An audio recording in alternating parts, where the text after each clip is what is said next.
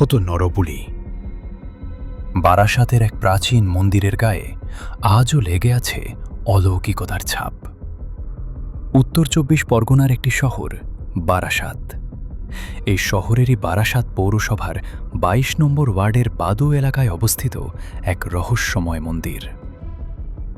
বারাসাত শুধু আধুনিক শহর নয়, এই শহরকে কেন্দ্র করেই ছড়িয়ে আছে বহু পুরনো স্থাপত্য ও রোমহর্ষক ইতিহাস।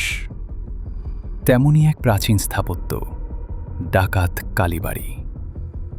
জরাজীর্ণ দেহ আর ভয়ঙ্কর স্মৃতি বুকে নিয়ে আজও দাঁড়িয়ে রয়েছে এই মন্দির। বারাসাত চাপাডালি থেকে কাজীপাড়া পেরিয়ে নদী ভাগ হয়ে প্রায় ৩ কিলোমিটার রাস্তা পার হলেই পৌঁছে যাওয়া যায় এই ডাকাত কালীবাড়িতে। কথিত আছে, সময়ের ভারে ক্ষয়ে যাওয়া এই ভগ্নপ্রায় মন্দিরটির বয়স প্রায় ৫০০ বছর। রঘু ডাকাতের আরাধ্য এই মন্দিরে বর্তমানে কোনো মূর্তি নেই। মন্দিরের গর্ভগৃহ থেকে বেরিয়ে আসা এক বিশাল বটগাছকেই আজ পুজো করেন ভক্তরা। এই জাগ্রত কালীবাড়িকে ঘিরে রয়েছে অসংখ্য জনশ্রুতি ও ব্যক্তিগত অভিজ্ঞতার গল্প। একসময় ঘন জঙ্গলে ঘেরা ছিল গোটা এলাকা, আর সেই সময় এই অঞ্চল ছিল ডাকাতদের বিচরণ ক্ষেত্র। রঘু ঘোষ ওরফে রঘু ডাকাত এবং তার ভাই বিধু ভূষণ ঘোষ ওরফে বিধু ডাকাত ডাকাতিতে বেরোনোর আগে এখানেই মা কালীর আরাধনা করত।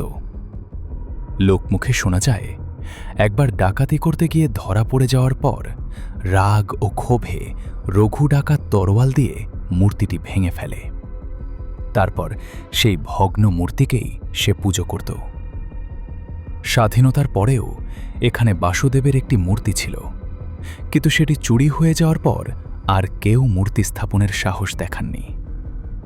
স্থানীয়দের মতে এই মন্দিরে ঘটেছে বহু অলৌকিক ঘটনা। অনেকেরই নাকি স্বচক্ষে মাতৃদর্শন হয়েছে। একসময় রঘু ডাকাত এখানে অষ্টধাতুর প্রতিমাকে কালী রূপে পুজো করত। ডাকাতির আগে নরবলি দিয়ে সেই দেহ পাশের পুকুরে ভাসিয়ে দিত। এইভাবেই সে মাকে প্রসন্ন করত বলে জনশ্রুতি। আজও মন্দিরের পাশেই রয়েছে সেই পুকুর।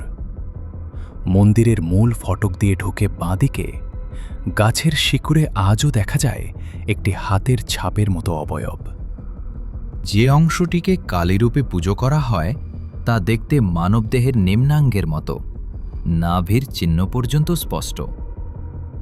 বর্তমানে পৌরসভার উদ্যোগে মন্দিরের গর্ভগৃহের সামনের উঠোন বাঁধানো হয়েছে।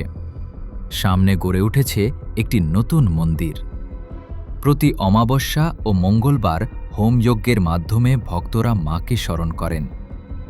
দূর দূরান্ত থেকে মানুষ আসেন নিজেদের মনস্কামনা পূরণের আশায়। ভক্তদের বিশ্বাস, মা তার সন্তানদের কখনোই খালি হাতে ফেরান না। আজও স্থানীয় মানুষজন এই বহু প্রাচীন মন্দিরটির রক্ষণাবেক্ষণ করে চলেছেন। মূর্তিহীন হলেও ভক্তিতে কোনো ঘাটতি নেই, কারণ তাদের বিশ্বাস ভক্তিতেই আছেন ভগবান। আমরা বারাসাত অনলাইন, আমরা বারাসাতের গল্প বলি।